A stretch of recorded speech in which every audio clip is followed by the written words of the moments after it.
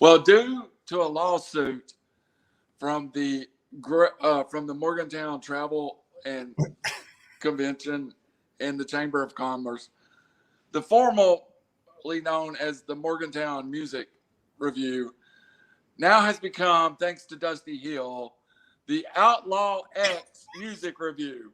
We got smoked on that one, man. For a tribute, you think we were criminals, man. I know. I would like to apologize. I'd like to read the following statement from our legal office. It's like, get your gun. That is crazy. We're sorry if our intentions offended those that live in Morgantown. We apologize to those born in Morgantown. And by referring to the creek as a polluted little trash dumpster, I'm truly sorry. So we're welcome to the Outlaw X Music Show with Morgantown Mark and Frog Level. Well, I guess, right off the bat, I'm going to have to come up with a new handle name. I don't want to get sued, and I don't have lawyers. So. I didn't sue us for your handle, man. It was the show name. So all merchandise has been. Wait a minute. Light bulb. So you mean to tell me there's another trailer park guy out there? Come on, man. Evidently, there's a whole series of trailer park shows and movies, and it's a bunch of Canadian drunks. Oh. I had no clue. I did, but I didn't tie it together. They suck. They're Canadian. They eat a lot of fake bacon. Hey, we're no longer allowed to use the word trailer park or 78 duster anymore. So let's move on to the music. Can we use the word Canadian? Only if it's in a positive tone. Then I can't use it. I'm sorry. Me either. We'd also like to welcome everybody joining us tonight for, first off, the Dusty Hill special. I went back and watched it, Mark, and I'm on the air 15 or 20 hours a week. I never go back and listen to the games I call live on the radio. I never go back and listen to the podcast. But I did that, and it truly, there's a couple of moments. We had some really sincere moments for us, which is an accomplishment. Mr. Sensitive. Yeah. Since we've been to sensitivity training in Greater Greenville, yeah, man. I did sell my tickets, and I know Dusty Hill would want me to go see CC Top. I just can't do it, dude. Just can't do it. So. Yeah, and I've watched him. We got YouTube. I went, and the new guy, bless his heart. It's a tough gig to play, and also, I think we had someone major pass in rock and roll the last couple of days too. We want to give a shout out. Maybe we'll get to him down the road, but I just go ahead and say it for me, man. I'm not a huge Rolling Stones fan per se. I like the early stuff and not the bluesy stuff where they didn't write their own music. But, when the Beatles taught them how to write music and they got better. Yeah. I think Charlie Watts was the missing link. He's the gem of the band, and it's just a shame he's gone. I have to admit, I discovered the Stones early. My Uncle Leon, Lisa's dad, our friend Cliff's wife, gave me a copy of 19th Nervous Breakdown. He had bought it. Didn't like it. Gave it to me. Not liking that. And I'm a preschooler running around in my room, listening to 19th Nervous Breakdown, and it probably stuck. Then somehow I got a bootleg copy of Let It Bleed, and I was a Stones guy before I was a Beatles guy. I really was. Yeah. So they say everybody's a Stones guy or a Beatles guy. I guess later in life I'm both. Yeah, I'm both. I mean, it took me a while to appreciate the Beatles. Just because they were overplayed on the radio. Oh, massively. Yeah, but Charlie Watts, man, that just sucks. It's funny, we're talking about British music, and let's set the light for tonight's show. And tonight we're featuring two albums, but they're two albums that almost go together. Yeah. They're recorded a year apart.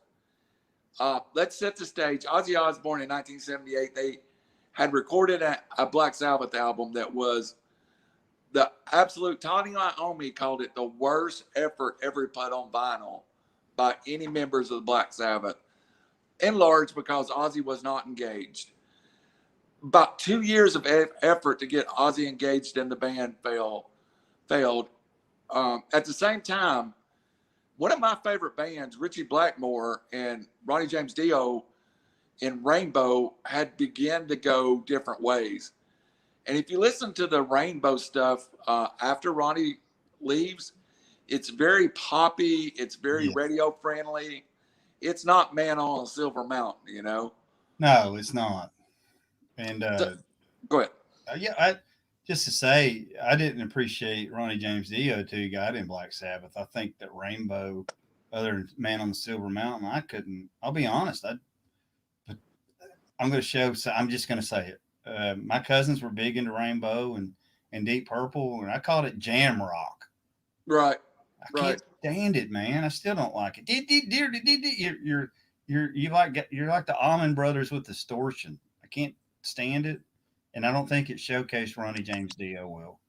Strangely enough, and we'll talk about this, will come up as a theme. I do not. We won't talk about Ozzy a whole lot, but Ronnie James, because I know what Mark come not to say. Sucks. Ronnie James Dio is my favorite rock vocalist of all times. And there's no voice like him. And I'm not sure that we haven't covered in the first few weeks of this podcast my two favorite, and Phil Anselmo and Ronnie James Dio. But Black Sabbath was dead in '78, Mark. No following. Couldn't even sell arenas, small arenas out. Yeah, and I look back, we've said it before, if people have been regular listening to this, we kind of lived in a black hole of music, and just get a little bit, Black Sabbath, I got to just go ahead and address it. They had a lot of religious themes, and that was not too cool in our area of the world. No. And I didn't listen to them. I'll be honest. I would try to. I'd hear it on the radio, but I wouldn't go out and buy their albums due to their cover art and their themes. And I mean, we lived in the Bible Belt when I was a kid, and I didn't want to get the snot knocked out of me by my parents, right? And I didn't get turned on to Sabbath till actually Ronnie James Dio showed up. Well, I was a little bit older where I could sneak off and go hear this stuff. And then also Ozzy stuff was either dead on or really off. And it wasn't, I think an album used to cost me $6 back then. $6 was a lot of money for me, man. And what am I going to spend my money on? It's got to be quality. And I'd have to hear it from word of mouth first before I go buy it. So my path into Black Sabbath was a little different. In 1980, I was just entering Ray County High School, and our friend, hey, if you hear a loud screaming, I got a kid coming in the door. She'll come busting in here. Wow. What, Daddy? Hey, I'd been listening to Kiss. Right. I mean, I've been listening to Kiss, and I've been listening to a lot of mainstream. Foreigner was big in my playlist. Yeah, and I liked Foreigner back then, man. I still do. They got a lot of radio play, but man, Lou Gramm, good gosh. Great. I had listened to a little bit of Bad Company. I was growing. So that's funny you said that. I got on my note some of the voices that if you drop the needle, I know exactly who it is. You drop the needle on Ronnie James Dio, bam, I got him. And Paul Rodgers from Bad Company. Absolutely. That era, they are the quintessential head frontman voice of a band. And probably Freddie Mercury. Freddie Mercury, absolutely. My kids, Ellie and her best friend Addie, are in such a Queen kick right now. Yeah, so. Speaking, man, I'm going to go off on a tangent here, but talking about Queen, I don't know if you've had the pleasure of hearing Paul Rodgers sing for Queen. It's phenomenal. I appreciate Queen music now because I hear it differently. And anyway, Paul Rodgers is amazing. But anyway, we're not talking about that tonight. So I go to we've talked about it many times, and for many more times, you're going to hear Walker's Music Shop, Richland Park. In this, it's part of our story of music. So I go to Walker's, and you hear what I'm listening to. I'm listening to Bad Company. I'm listening to Foreigner, listening to some Kiss, and I go and Dale Walker, our friend, late friend, goes, Yeah, bless his heart. What grade are you in now? And I went, I'm just going to high school. He's like, well, it's time for you to go heavier, and pointed out a copy of Heaven and Hell, Wow. $5.99, and that was my first album purchase where I went from buying singles to buying an album. So it was a heck of a introduction. And you put on those first few notes of Neon Nights, Mark, that just catches your attention. Yeah, and my first, bless his heart, Paul, or at Walker Music, he was my music teacher, man. So it's funny that you and I had that same connection. He knew that I was into bass, and he kind of turned me on to Black Sabbath. But my turn on, my cousin Albert, man. I went to go visit him for the summer. We snuck in his room, being two Catholic boys. You can't be listening to Black Sabbath. And he drops the needle on Mob Rules on me. He'd been waiting all summer for me to show up and says, I got one for you. He dropped the needle on Mob's Rule. Boom! My head exploded. And I'm like, what is that? And he goes, oh, you like that? This is the Scorpions Blackout. Boom! And I was like, I'm no longer listening to Kiss. I'm going to go get this. Got back to Dayton. I need the following. I've been saving my money up. I went on a spending spree. I think those people challenged us to grow. Yeah. I think music fans and I do Anna Lee now. I try, and it's not the same because I want her to have more of an eclectic background. Right. I got on the narrow path there. Yeah. We have currently been listening to a lot of No Doubt because girl band. Gwen Stefani solo. Terrible. No Doubt. Great band. I have an 11-year-old girl that's wanting to play guitar, so I'm trying to put. No Doubt's a good band. That's a good band. So you're eclectic.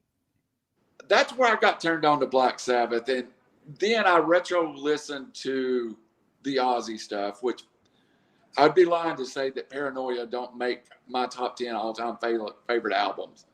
But there's something special about that first or second album that every band puts something together special. Yeah, and when Dio, everybody wrote him off. They thought, they wrote Ozzy off too. Let's be honest. Both their stuff was coming out at the same time. They can't make it without each other. And right. Ronnie James Dio, they have a chance meeting and then another chance meeting in the bar. They hit it off. And then, I don't know about the Black Sabbath. I wonder how it's going to sound. Holy moly. Heaven and Hell's a masterpiece. I mean, it is a must-own. So, and strangely enough, as we get into this, we can't ignore the fact that Heaven and Hell went from being a Black Sabbath album to an entirely different band with the changes. Really, it's Bill Ward, Tony Iommi, Vinny Appice, and Ronnie James Dio. That is a different band to me. It is. In my head than Black Sabbath at this point. I call, Ronnie James Dio is the Bacon of bands. Any band he was in, he made better. Bacon makes food better. Well, Ronnie James Dio made the band better. Absolutely. So, and just his range. If you don't really appreciate Ronnie James Dio, go on YouTube and go to these cheesy voice coaches that teach you how to sing. Yeah. And when they try to get you to sing like Ronnie James Dio, they don't get it. They can't. And there was an interview with Ronnie James Dio. How do you do it? He goes, you either have it or you don't. I have it. And it was natural. Yeah, and he was a tiny man that could blow out the ceiling tiles. Did you ever get to see Ronnie James Dio live? I did not, man. And I'll be honest, although I was listening to Black Sabbath off and on, my religious background, I'm going to sound like I'm a Bible thumper. I'm not. But I still had trouble with his logo and the album art. And it might being, it's fun. I thought this is something we need to touch on too, because Black Sabbath did the same thing. In my youth, I really looked at that at face value. And then later, when I became an adult and a working adult, and I learned about marketing and minored in it, I went, oh, gotcha. Nice marketing ploy there. Free publicity is good publicity, and it worked for him. If you listen like to Smoking Angels. Yeah, if you listen to Ronnie James Dio, he was really probably an agnostic Yeah. that used imagery of religion as a marketing employee. I listened to, for those that don't know, we listen when we decide that we're going to do one of these. It's not just listen to the album. I think we digest the history of the band a little bit. And I listened to several interviews with Ronnie James Dio about religion, and he was very open that he's not really a believer, but he did think there was a good and evil within all man. Right. And when you listen to the music with that he truly believed there was good and evil in everyone, you can hear, especially the, sing me a song, you're a singer, do me no wrong, you're the bringer of evil. That those lyrics were really personal for him. Well, and he touched on it pretty good too. If you think about it, evil and good are right there on a razor's edge. You fall off one way or the other. Hate and love, they're the same emotion. It's usually about beer 5 or 6. And then it's funny you said that. So I got in one of my notes, we're going to get to the song Heaven and Hell. I could almost argue the point that that's a gospel song. There is religious overtones in it. And when I'm down and doubting and I got to answer to God, I actually think of that song sometimes. I got to go back to some of the later stuff he wrote. One of my favorite lyric was in the song Last in Line. There's 2 eyes in the east. Is it angel or is it beast? The answer lies in between. Right. And I truly believe this is a man that believed that every human was capable of good and evil. And every human being was capable of right and wrong. And that so comes through in his lyrics. Now, Geezer Butler was the primary lyricist. Right. And then Ronnie James Dio showed up. Yeah. And Geezer wrote from a much darker places. When you start talking about stuff like war pigs, witches gathered at black masses. Yeah, that's funny you touched on. I was wanting to touch on that too. That's probably why I wasn't, and I'm still not, say, an early Black Sabbath fan. That doom and very dark, man. Life's horrible enough. If you really want to get into doom, go listen to grunge. The doom is from the inner of you and your trials and tribulations. I don't need to hear the devil thrown in my face. Geezer Butler was very open with some lyrics that were different. They were, and they got your mind going, which it's provocative, and it should be. You should be thinking. I heard the metal. I don't know what to call him, Eddie Trunk. He's one of the foremost metal experts, I think, in the country. Once said that a Led Zeppelin lyric hinted at another darker side, and a Black Sabbath lyric hit you in the face with the cross and turned it upside down in front of you. Yeah, and a wet one too, Yeah. It just really got you. And some people needed to hear it. So at this point, Black Sabbath has been a huge band, and they have fell out a little bit. And it has now become a time that Black Sabbath has to remake themselves. And the most obvious choice, my kid got dropped off. My best friend Erica leaving us. Was Ronnie James Dio the most obvious person to join Black Sabbath? No, not at all. Matter of fact, if I went back in the time machine, you said, "Hey, man, go pick him," I would have said, "No." Especially with the rainbow. And yeah, I want to touch on this. I really tried to get into, I became a Ronnie James Dio fan, and I tried to go back and listen to Elf. I just couldn't do it. So, do you know what the Black Sabbath ended up firing their manager? His objection for Ronnie James Dio joining the band was, and Tony Iommi said it very clear. Their manager said, "You can't have a midget frontman in Black Sabbath." I can see that. You need it. Everybody wanted a tall blonde guy, like Skid Row type guy. All right, so I want to them for not doing that. Touch on Black Sabbath too, on the singers. You think about the guys that came after Ronnie James Dio, it never worked. I mean, who remembers the guy that sung for Badlands and gave everybody AIDS? Nobody hardly remembers that guy. No. They remember him from being in Badlands, and then remember him for having HIV and not telling people. And I'm not even going to mention his name for the stuff that he did to people, and he's not known for his music. Ronnie James Dio. You either talk about Ronnie James Dio or you talk about Ozzy. And I love how Black Sabbath at the end for Ozzy, they called themselves Black Sabbath, and then when they had Ronnie James Dio on tour, they called themselves Heaven and Hell. And I refer to Black Sabbath as Heaven and Hell. That's the era and the time and the music that I like. So this band we're talking about today is Heaven and Hell. Yep. It is not Black Sabbath. I agree with that. Now, I'm gonna make you really sick here. I saw this version of Black Sabbath on the Reunited tour. And I'm jealous. It was wow. This was, I think, the late 90s they reorganized. Bad Night had to still be good. Oh, it was still great. I'm trying to look up the exact date that the tour was on. Anyway, I saw them in Atlanta. They were great. And I almost went as somebody else wanted to go, and I loved Ronnie James Dio, and I went because I was like, I just want to see Dio. Right. And then I was there, and I heard it all together. But do you realize, and I don't know if everybody knows this, the first version of this Black Sabbath, Heaven and Hell, played Ozzy songs. Yes. When they changed the name to Heaven and Hell, you heard nothing past. I like that. So for me, I liked it. I do think that I've heard grief that, Ronnie James Dio couldn't sing Ozzy stuff. Well, Ozzy sings like that. So what are you saying? Whatever. So Mark, I might be misremembering, but did I see Heaven and Hell on an Ozfest?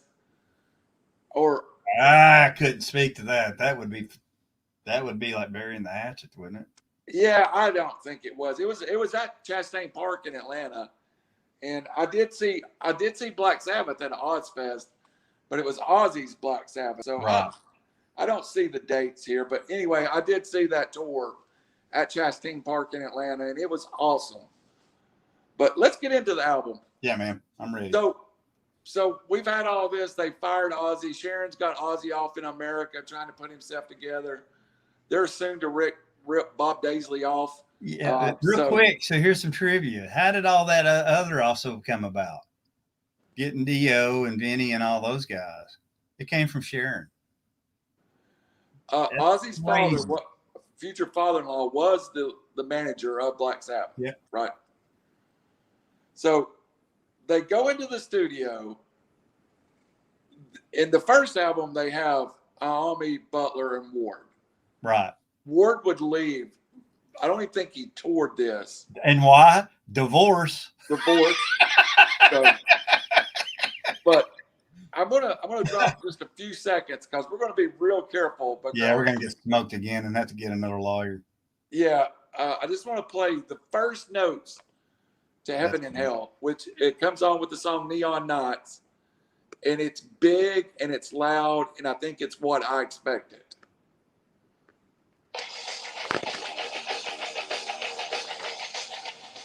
Now, we're going to hear some stuff later on that doesn't sound like that version of Sabbath. Yeah, so real quick, have you ever listened to the early Kill 'Em All of Metallica with Stain? Yeah. Huh. Yeah. I don't want the lawyers involved again, but yeah. Where'd they get their sound from? I agree. And then that note.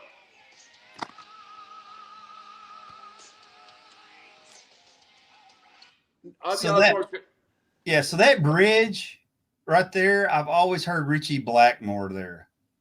Right. Yeah, I think Ronnie James Dio. I always heard Tony Iommi said, well, I could finally write riffs because I couldn't write the better riffs due to Ozzy's abilities. And I kind of wonder if it wasn't the other way. I'm thinking now Ronnie James Dio looked over at him and go, hey, try this so my voice can do this. And they said he was real adamant when he was Dio with Vivian Campbell, that he would make Vivian write these riffs so his voice would come out better. And it works. I love that bridge and that riff in his voice right there. I think You didn't have Neon that before. Nights is one of the better songs. Neon Nights, to never be released as a single, is still played on rock radio a crazy amount. Yeah. And the only thing I can fault with Neon Nights is the title. I wish they'd have come up with something a little less cheesy, but I look at the date and, you know, people cruising in their car, that was our entertainment back then. That was a great cruising, driving your car around at night, trying to impress everybody. And I'm going to get a suit with my fat fingers. Right. So what did you rate that song at? I know we got a lot to cover. I want to throw the K is in Nights too. So that's a right salute to his a little bit of eclectic. I gave Neon Nights an 8.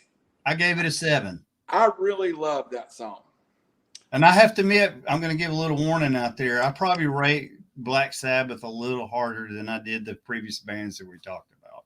And that's just my personal preference, not the music. Sorry. So you just heard a little bit of Children of the Sea. It is, that's a song. It's a good song, but I struggle with it a little bit. It's almost too epic in its nature that they're trying to make an epic song. They're trying to make Stairway to Heaven. They're trying researching this, there's a little trivia there. Once they got the album out and they kind of let the dust settle, they said Tommy Iommi went over to Dio and says, "Hey, how about a little less dragon and a little less rainbow?" I was like, all right. Okay. I'm digging it. Children of the Sea has amazing vocals on it. That's where my note's at. It's typical Dio. He's telling a story. There's a heavy riff behind him, and I think he's got an IV of oxygen. I don't know how he's doing all that. So I break these 3 songs down a little strangely. The first 3 songs, Neon Nights to me sounds like old Black Sabbath. Yes. A little bit of Rainbow, modern Rainbow in there. Children of the Sea sounds like something that could have been on a Ronnie James Dio solo album. Yeah, or I hate to say it, I'm not bashing his early work. It does sound like, I wonder if some of the stuff wasn't laying around from his Elf days. I don't know. Yeah, I don't know either. I did, although I'm sounding a little negative on the song, I gave it an 8 just due to his singing on this. And this is one of those songs, would I fast forward it or skip it? I don't. I kind of want to, but then right when I want to fast forward it, I'm hanging on due to his voice. It is the most marginal listened to song on there to me. Right. But it's, you're like, what? And it's like 1980 something. I'm like, all right. So I'll go back to 1995. And if I'm riding around and I got 5 minutes to be at my destination, I'm not playing that song. I'm not playing it. I'm skipping on it to Heaven and Hell. Yeah. So I gave the next 2 songs the same grade. I gave it a 6.5. Wow. But it's for entirely different reasons. And yes, I can see that. I love the vocals in one and I love the guitar in the other one. So Lady Evil's the 3rd track, and I don't like the vocals and I love the guitar. So I got the same, man. So here's my notes, man. We're sounding about the same. You know, I play bass. I love bass. If it doesn't have bass, I don't want to hear it. The bass line in this, it's a simplified opening bass, but it's typical Sabbath. You're like, they have a bass player. Yes. But then I got a note here. It's a corny feeling with a deep purple rainbow vibe. So I want to play that opening little vibe to it. Right, we got it right there. Boom. And I'm going to go back to my Foreigner feel. And I heard Foreigner. I heard that too in there. I got that. If that's not the opening chorus to Hot, let's see, Hot Blooded. Check. I know. You know. And I wonder at this era too. I've got notes. You had Van Halen, you had AC/DC, you had Foreigner, and I wonder if the guys didn't think they were getting past. I don't know. I don't know. I tell you, at times on Heaven and Hell, I kind of feel like they were listening to whatever was popular, and the album was put together. Like if Jethro Tull had a great song, we'd have heard a flute song on this album. Right. And They I, were you know, putting I've pieces also together. wondered that too. Is that going on because they weren't, they were looking for a lead singer and they were going to try to find out a style that they could hear? Maybe somebody would pop off. I don't know. I think they're trying to learn to write together. Yes. So, And, think about it too. Ozzy's gone. That does open up a lot of possibilities of what you can do now. Because absolutely. Ozzy, I mean, I know we said we wouldn't bash him, and I won't, but Iron Man, anyone? So I gave Lady Evil the same 6.5 score that I did Children of the Sea. I would have gave Children of the Sea better score if it had a little more me on it. Yeah. And I gave Lady Evil a little better score if they'd let Dio do some riffing with his vocals on it. But both songs, okay, I gave them both 6.5, but I like Lady Evil better than I do Children of the Sea. I gave Children of the Sea an 8, but I gave Lady Evil. I gave it a 6.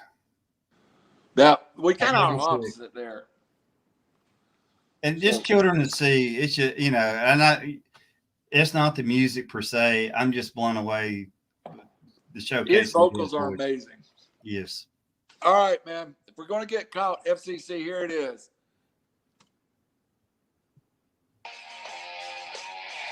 Holy moly, man. Right there. The opening riff, my favorite Black Sabbath song, Ronnie James Dio song, any song that has Tony Iommi or Ronnie James Dio on it, my favorite song. The lyrics are amazing. I did some research on this song, Mark, and there's, everybody always goes, it's this, it's that. I went to an interview that Dio gave, and he was like, this song is about taking crap for your musical taste. He said a lot of this song is about a teenager sitting in his bedroom, and it's okay to listen to something that everybody else don't listen to. He said, I intentionally wrote the lyrics vaguely, but this is really an anthem for heavy metal. Yeah, see, that's funny. That's just why I like this era of music, because he did leave it vague. I hear, and everybody interprets it different. I hear exactly what you just said, and it makes total sense. But my interpretation of this song is not that at all. And it's funny that he said that. This is, to me, this is a very religious song and about the human condition. I think the human condition applies. And I think a lot of it may be where what he said and what you're saying applies, because is it not a search to fit in? Right. Or a search to heal pain? Because he kept referring to being your era when you find music is usually a painful era of your life. And I have to admit, some of the best decisions or worst decisions I've ever made. I go to the walking bridge in Chattanooga, and I walk across it, and I had a cassette for years that had music on it. There was 2 Dio songs or 2 Blacks, and I would sit there and think about stuff. Last in Line and Heaven and Hell were on both of them. So when you say it's religious for you, it definitely had a I want to think about my future mode with me. So my go back to the religious aspect, at least for me on this. To me, this is about free will. You have the decision to do good point or wrong. And don't think that, that it's all grandiose down here. Some of it can be hell to get you to where you need to go. Well, inside each of us is a little bit of heaven and a little bit of hell. All right. We live it every day. So I want to read, I've got them pulled up, just the first bridge of this song. Sing me a song, you're a singer. Do me no wrong, you're a bringer of evil. The devil is never a maker. The less that you give, he's a taker. So it's on and on, on and on. I start singing in my head. Right. It's heaven and hell. The lover of life is not a sinner. I think that's a big line there. Just because you love life, you love heavy metal, you love, let's face it, Mark, we're in our 50s and we still like to go burn down at the Signal with Seven Dust. So we're not sinners because we love to go have fun. Right. And avoid the mosh pit at our 50s too. I get in the mosh pit now, snap, crackle, pop. The only mosh pit I'm getting in now is to be the next in the COVID vaccine line. Yeah. The ending is never a beginner. The closer you get to the meaning, the sooner you will know you're dreaming. So it's on and on, on and on. It's on and on, and it's in heaven and hell. Just great lyrics. Yeah, and I think on this song too, when Dio coming into the band, you could have pulled this song and placed it on his solo work, and it would have been a perfect fit. And I think it showcases when he left Black Sabbath, the void that got left too. Never was the same. Yeah, and Ozzy's era did not have music like this. That shows you the difference between having Ozzy and having Dio. And that's why I'm glad they still did Black Sabbath, and I'm glad they did Heaven and Hell, because this album made a different band. And yeah, I want to play just go ahead. This song shows it. I mean, this is it. This is the showcase. I want for those, if you're out there and you've never heard this, listen to the phrasing, and I'll just play a bar or two.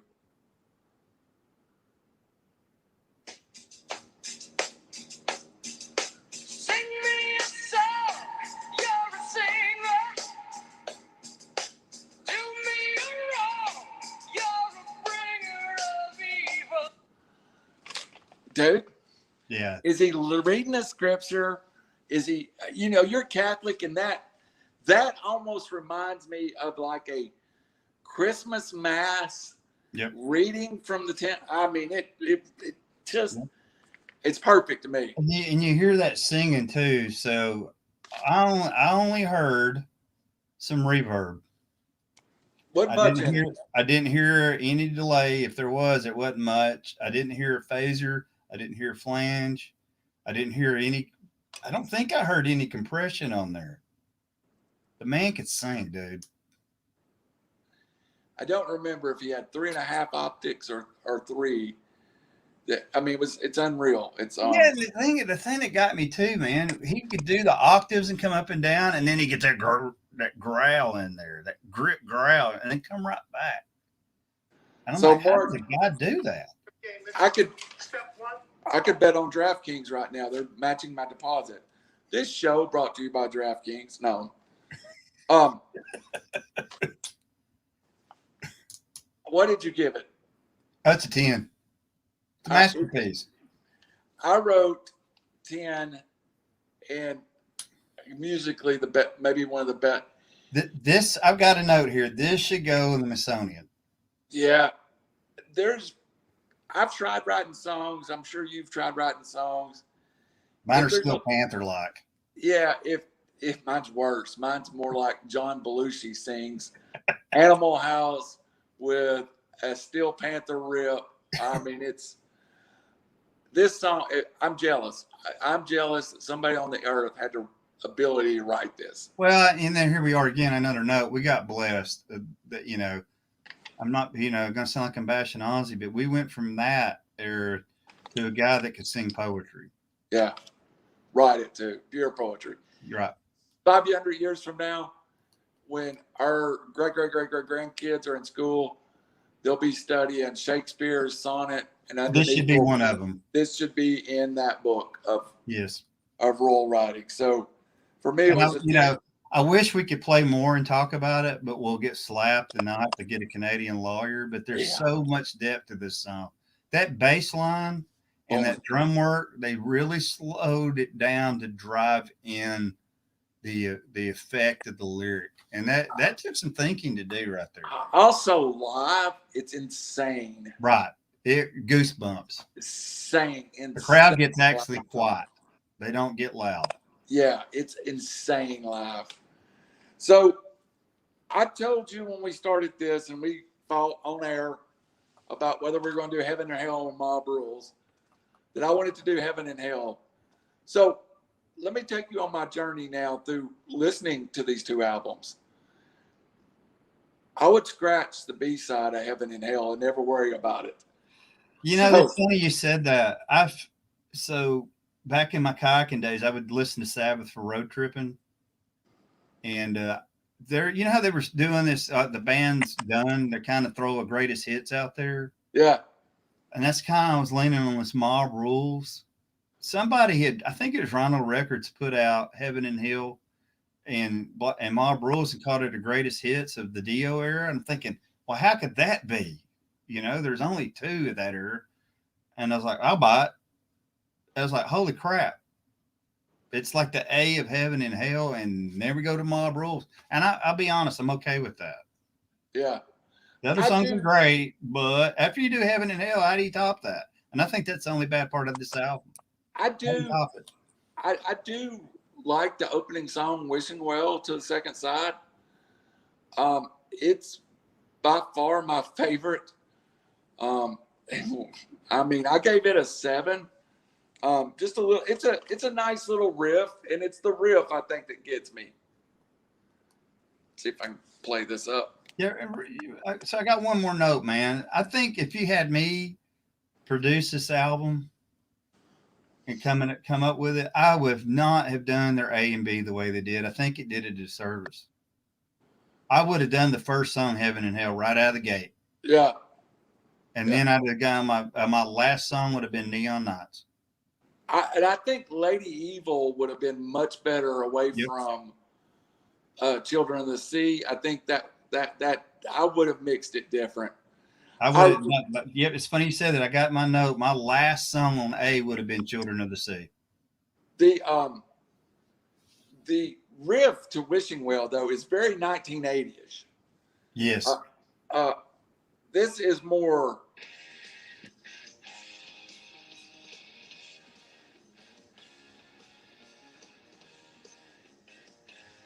That sounds more like Bruce Kulick than it does Tony Iommi. Yeah, so man, I got my notes here too, and I think that they're trying to get relevant, but they're struggling. And in this song, I've got Dio is booming in this song again. You know, Again. Who's your heavy hitter? Well, it's Dio. It's like the band's trying to keep up, and the earlier stuff was the doom metal, and now we're like the poppy. We're gonna get a little bit of Rainbow and Deep Purple in there. It didn't work. All right, so this is I don't want to hear Tony Iommi in a major open seventh chord where Y&T is playing Summertime's Girls. I want to hear Tony Iommi in a tritone, minor chord, minor seventh, setting that mode. I mean, there's a mode to Black Sabbath. So something we didn't touch on, he's the godfather of heavy metal. Well, why is that?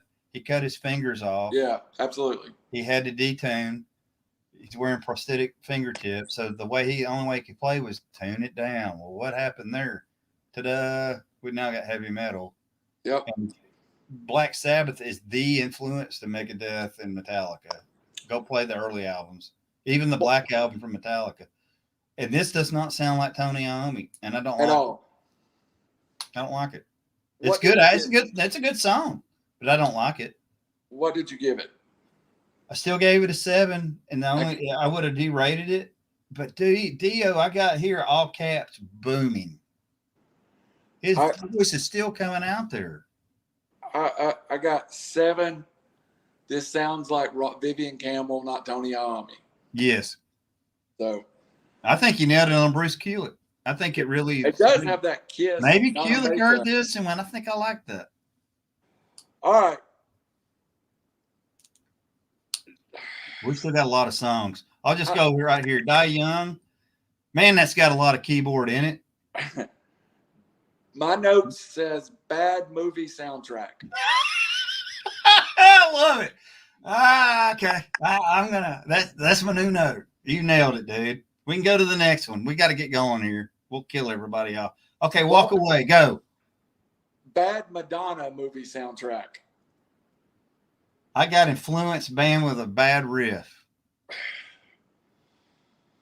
I like your Madonna, dude. That really sold it. I'm thinking about what's that? He had that movie in where the wrestling movie with Matthew, whatever his name is. Walk Away fits perfect in that. I'm walking away. Heaven. No, make it stop.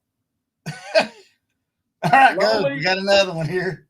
Lonely is the word. I wrote CBD or TV background noise.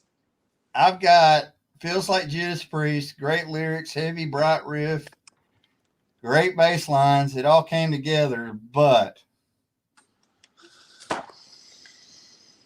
there's a missing link, and I never figured it out.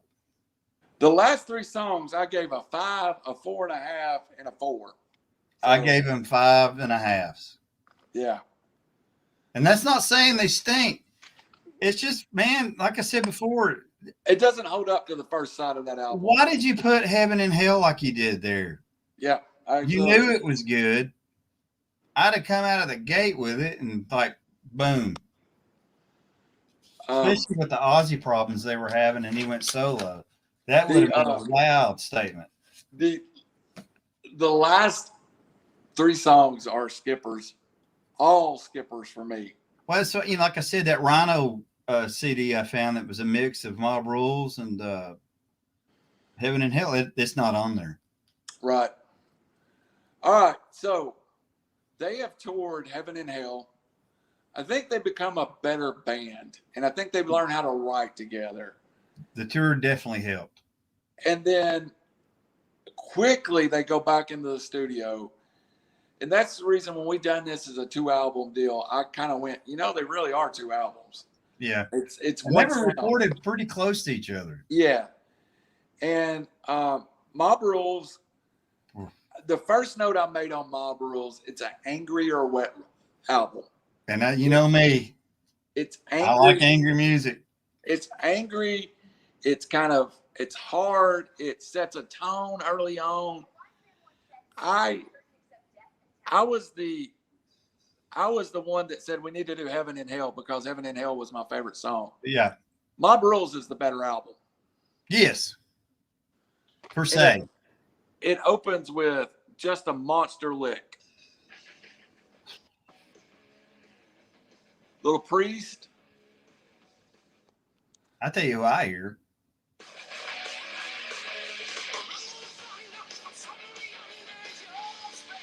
A rumble of thunder. I'm suddenly under your spell. Big major chords, minor chords. Who do you hear? So if you started singing like that, I hear Megadeth, dude. I hear Megadeth all over that. It's Kill 'Em All.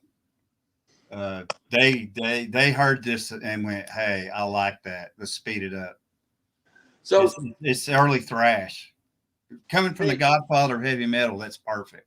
The issue you had with the first song in Heaven and Hell is solved by having Turn Up the Night right out the gate. Probably the hardest song on the album besides Mob Rules. Hits you right in the face as the album goes off. Plus, now, we didn't talk about the iconic, which you look up above your head, Mark, the iconic Angel smoking a cigarette. But the Mob Rules, kind of dark. I got to go on a tangent, man. If you ask me what I don't like about this album, I got to show my background again. But, they took a classic work of art and got the rights to it. He put his name on there. But then they added a crucifix. They added a devil's head. Seriously? Why? Why? Druids. I get marketing. I understand. Your name's Black Sabbath. I don't like that, dude. But don't you agree that the Angels are one of the best album covers ever? Oh, the Heaven and Hell. To me, that's classic. I mean, it's they're smoking. Now, the first cover, and I don't know where I got it from. The first cover I had of Mob Rules was not this cover, and I don't know if it was a bootleg copy or what. But there was a crap storm over that album cover, dude, because of the crucifix and the devil's head, and it changed. I think it changed a couple of times, especially when Al Gore's wife started kicking in there. And there's somewhere in this that Tony Iommi denies it, but like we love music, but we're not music nerds. We have other things in life. They say if you look long enough, you can find Ozzy and Blood in that cover somewhere. Yes. And I've been told the same thing. And I'm so turned off by the album cover. I haven't gone look, but I guarantee it's there. But I hit Turn It Up hard. I gave it a solid 8. I got it in 8 too, dude. Right out the gate. And you hear that, you do want to turn it up. Absolutely. Now, the next song out was my lowest rated song on the album. I really don't care for Voodoo. It's a song that I could see some people really liking. It just loses me. If you played me Voodoo and didn't tell me it was Black Sabbath, I'd probably like it. So I'm funny on Voodoo. I've listened to it at the house, and I don't like it that much. I listened to it in the car on a road trip. I love it. Whatever you're looking for. There's just something about it. When I'm in the car, I turn it up, and when I'm in the house, I don't turn it up. I think it's got great bass line. I think it's got hammering riffs on it. It's just, I think the lyric of Voodoo, I know it sounds stupid. It doesn't. Okay, I hear doo-doo every time they sing it. Right. I'll admit it. Yeah. Yeah, it sounds more like doo-doo than Voodoo. But I gave it a 7. I went the lowest rating of any song on either album, even lower than the Madonna soundtrack. I gave it a 4.5. Wow. I really don't like that song. You really don't. And I can take it or leave it. This song's not my skippable, but I'm definitely what mood am I in and what am I doing? Yeah, this is a skippable for me. This is not only a skippable, I scratched the album so it jumps without me having to get up. What? That's awesome. It's bad. I mean, they don't even play it in elevators. It's so bad. Can you imagine Voodoo's elevator music? Yeah. Oh my God, you'd be like, "What? My personal hell." Yeah, Muzak. Butt stuck. Yeah. But pile on stinking. I guess the next song is one of the most controversial songs in Black Sabbath. "Sign of a Southern Cross." A lot of people hate this song. The reviews killed it online. Killed it. It's an 8-minute slow.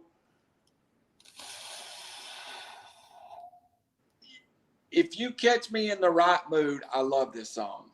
If you catch me in the wrong mood, I hate this song. So I got to go through my notes real quick, man, because we're hitting the same groove here. It's definitely influenced Dave Mustaine in the riff playing. I hear him all over this, taking notes. But this one doesn't do it for me. It's a great song. Dio really shows more depth in this song, a lot more depth. But for me, it's too there's too, we're back to too much rainbow and too many dragons. It's just too much fantasy for me. I gave it a 5.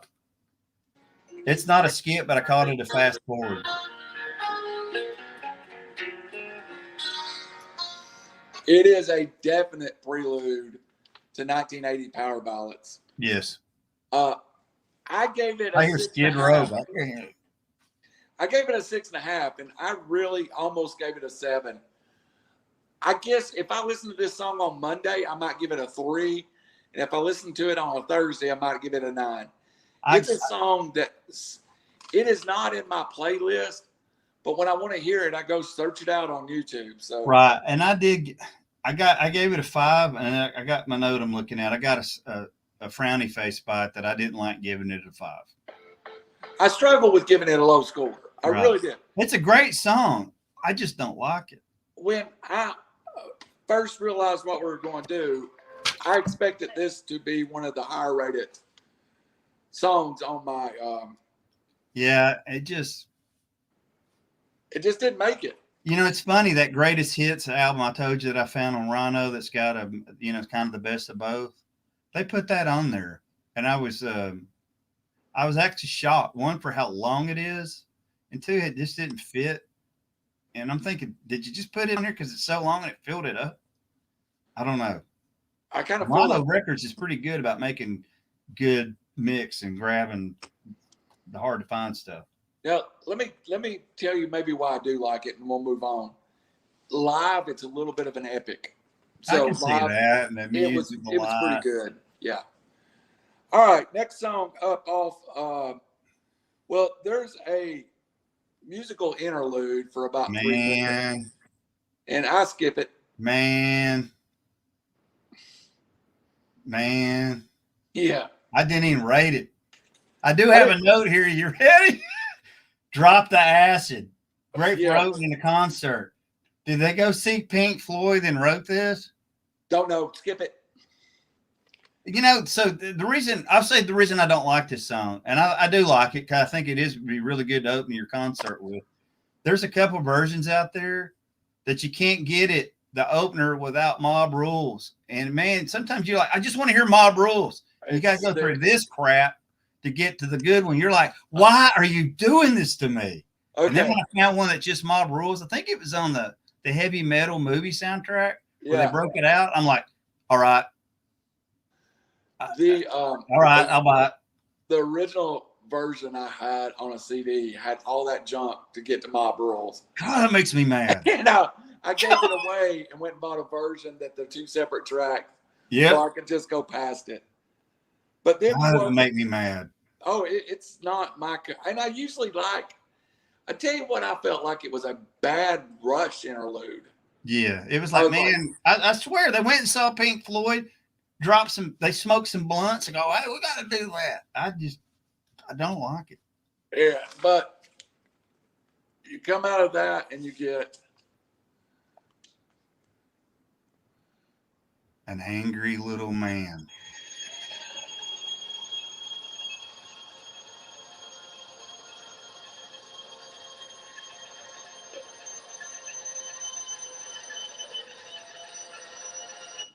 See, I even want that part speeded up. Yeah.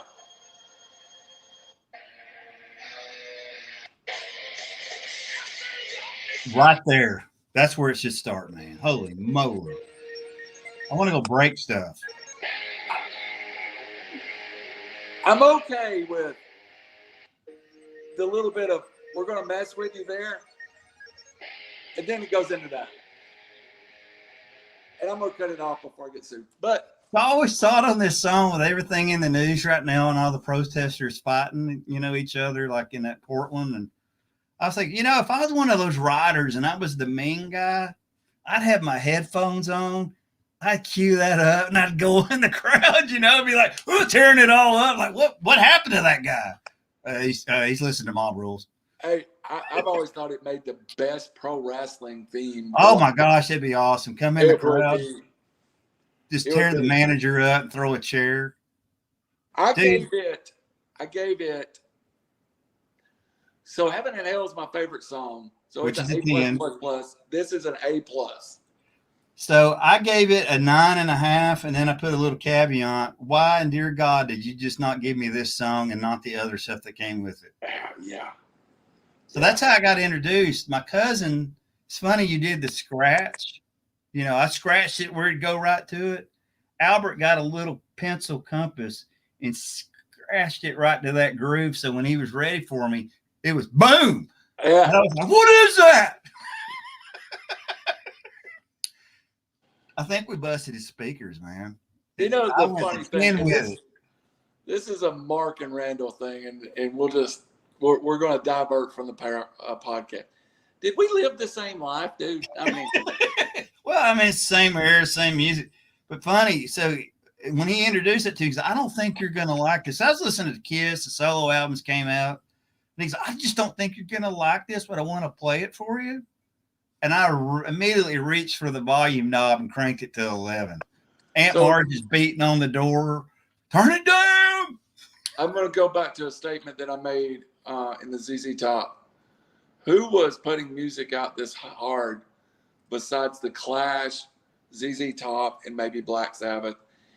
You just said the Clash. Do what? I hate that band. Was it Rock the Casbah? Was that their song, Rock the Casbah? With that casino watch? I hated those guys.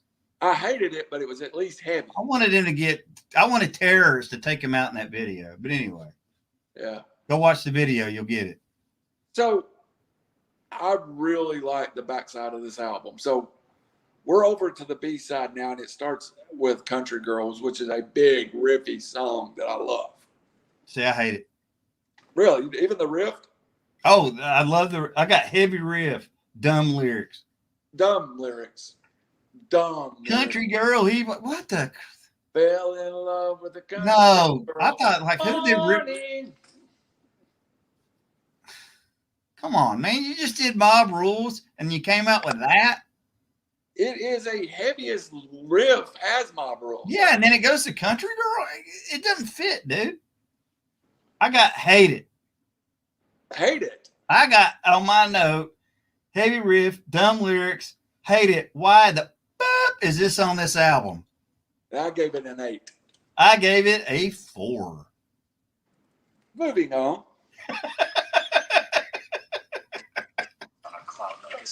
That may be the most diverse we've ever been on. I don't like the words. I just love that. Don't get me going. We'll be stuck here. I mean, that could have been. I see Buck Owens trying to sing this on Hee Haw, and it don't work there either. All right, with the continuation of heavy riffs, we move to Slipping Away, which is another heavy riff song.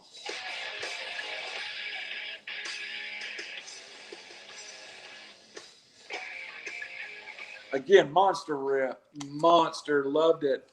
And I also think, I'm going to get this over a little bit to hear Dio. I think Dio's in a different key with his vocal too, because I feel like he's reaching something that he don't normally reach.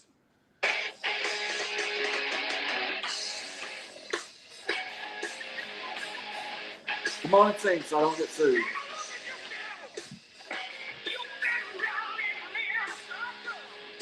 Just heavy. So I got my note here. Rainbow Who, Dio is not showing off and flipping the bird. Yeah, I could see this be named Flipping the Bird. Flipping the bird.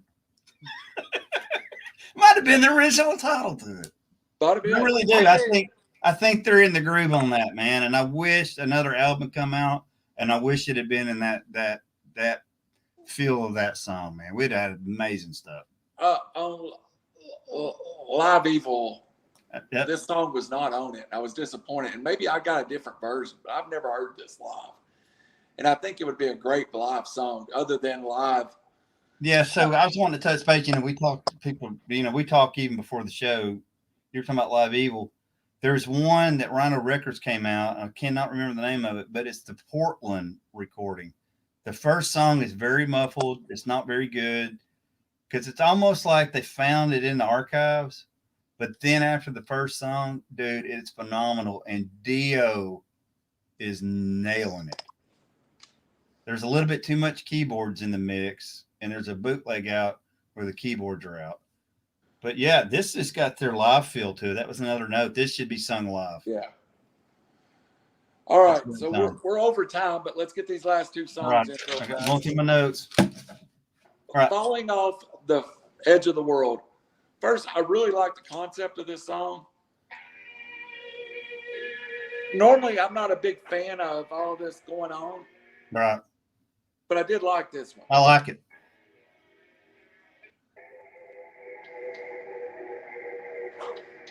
It's effective, and it makes sense. It goes to a real dark place, real dark. I think it shows off Vinny Appice's work too. The feel, he gave them a more dynamic feel, and it's getting showcased here. So Tony, we haven't talked about Vinny Appice any, but Tony Iommi was very praiseful of Vinny and what he brought to the band. And there is no way that Bill Ward isn't one of the more technical drummers in the world. Right.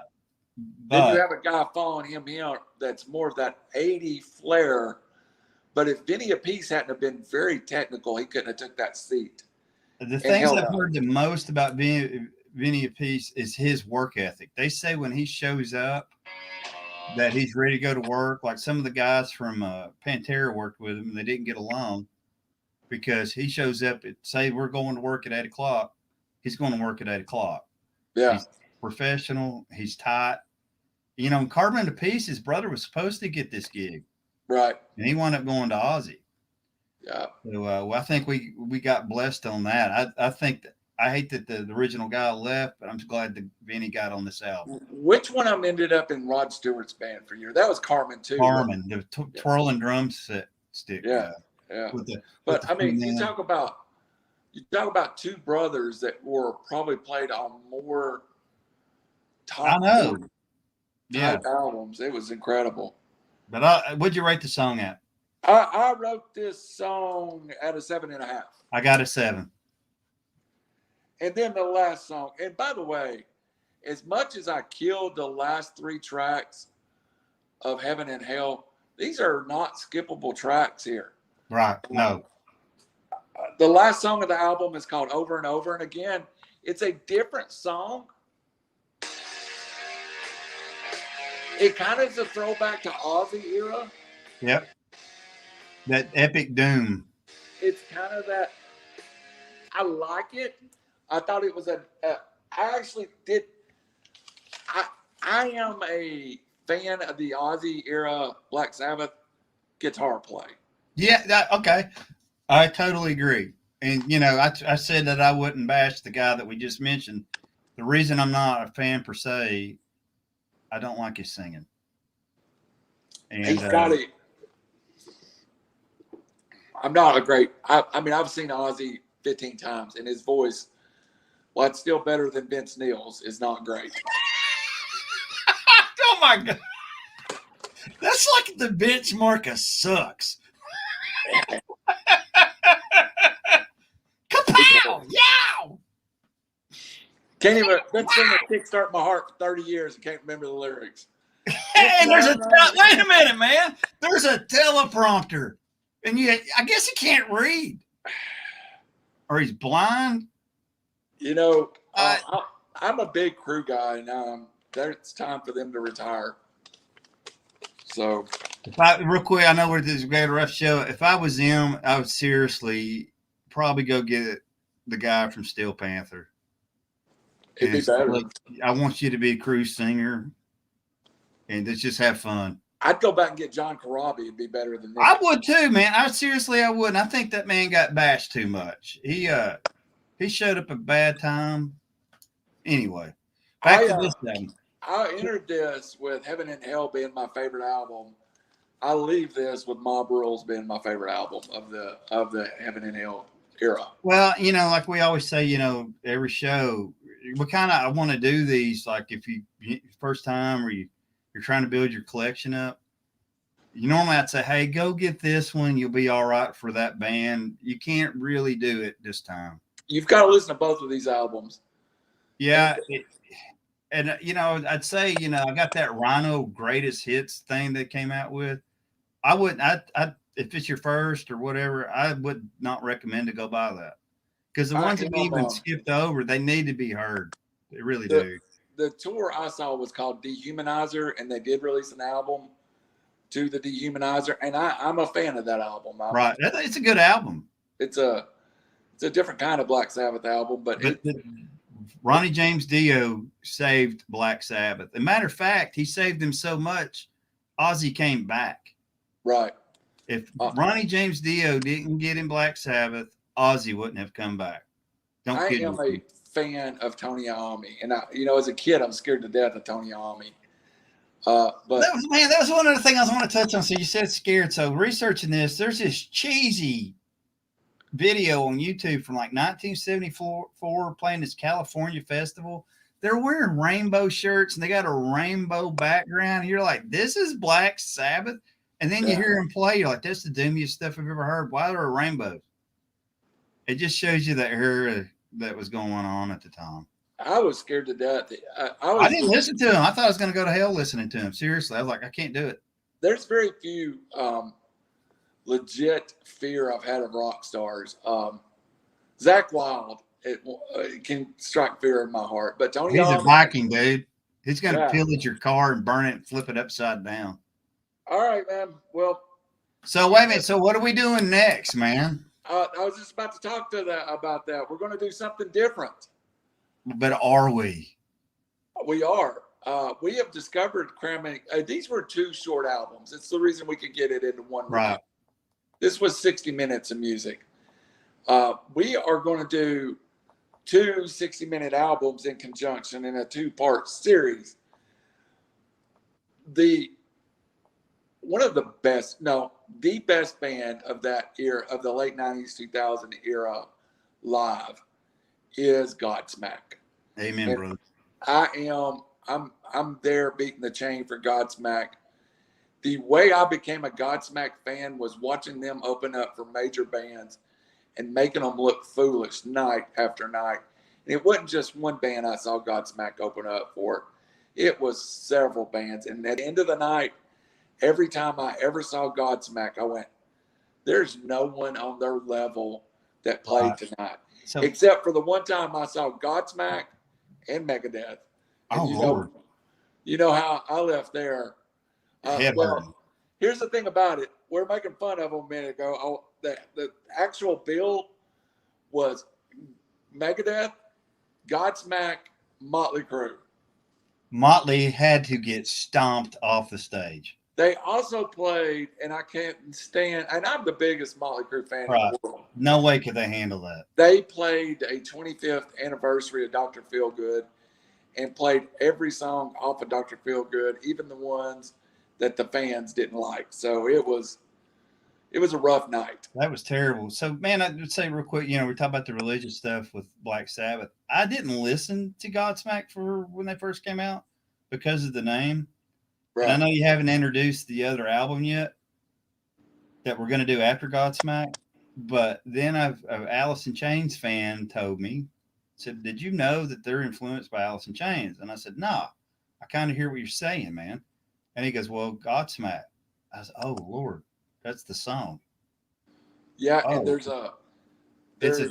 they're tipping the hat to Alice in Chains with their band name. And that's when I said, okay, I'm going to listen to them. And there's a little bit, there might be involved. And I did hear the story straight out of Sully Earns. It is a Godsmack song, but he also ended up with a huge cold blister, and the band called it a Godsmack. So we're going to do, so which ones are we doing? We're going to do Godsmack, the first album. We're going to skip the second album and go to Faceless. And then? We are going to do Alice in Chains, Dirt. Yes, we are. So, and we're going to try doing this different. We're going to try to record 2 shows at once, so you would have a weekly version of. And Mark, I'll be honest, we've gotten a lot of following, so we'll try. Yeah, I gotta apologize. We were supposed to do last week, and I had some. I'm owed.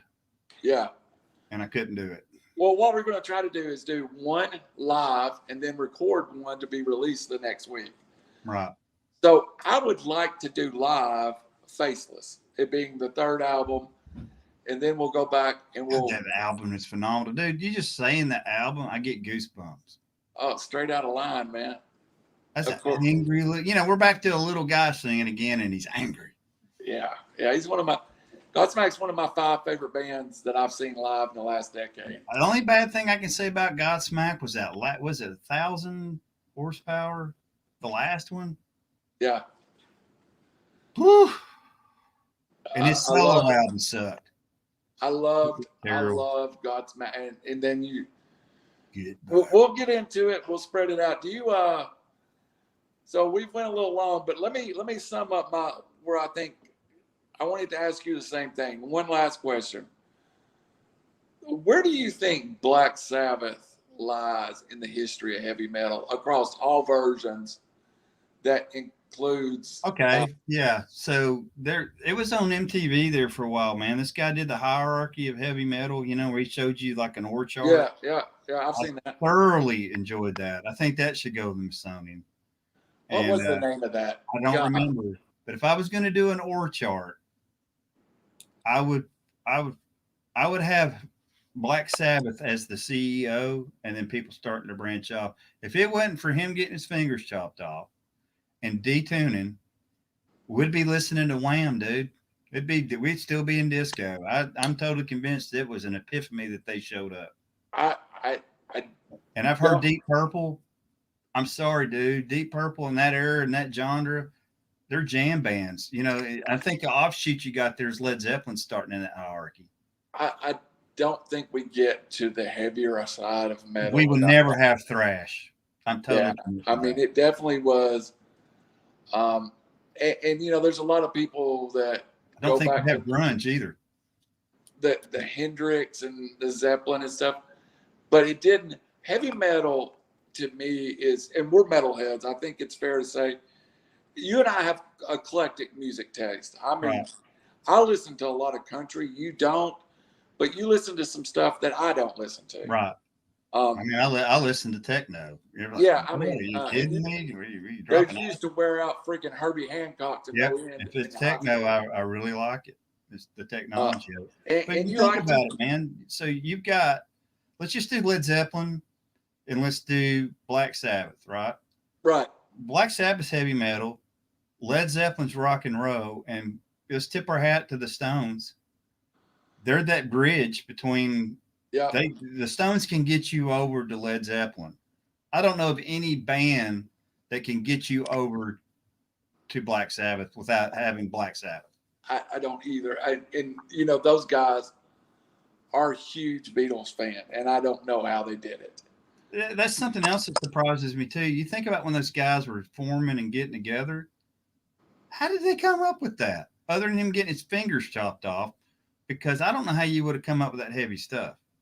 It was unique. In Birmingham, England. Yeah, I mean, it's as unique to me It as was made to happen.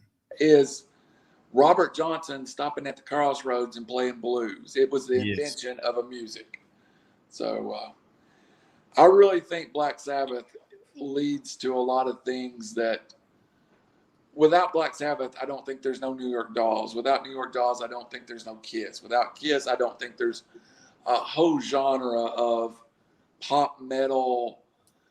Without Black Sabbath, I don't think there's an Alcatraz, which leads to Megadeth, which leads to, you know, I really think that Black Sabbath runs a chord through all these bands. You know, tonight I sound like I bashed Ozzy, and I don't want it coming off like that. If Ozzy, we got lucky here. Ozzy quit. Yeah. And we got Dio. Yeah. That said, then Ozzy quit. And I'm gonna draw a line in the sand, dude. This is where I make people mad. It's the Blizzard of Oz. I'm sorry. It's not Ozzy. Absolutely. It's the Blizzard of Oz band. And that band is not Rudy Sarzo. Sorry, folks. It's Bob Daisley. It's Kershaw, and it's Randy Rhoads, and they got a singer. Yep. And thank God that came about.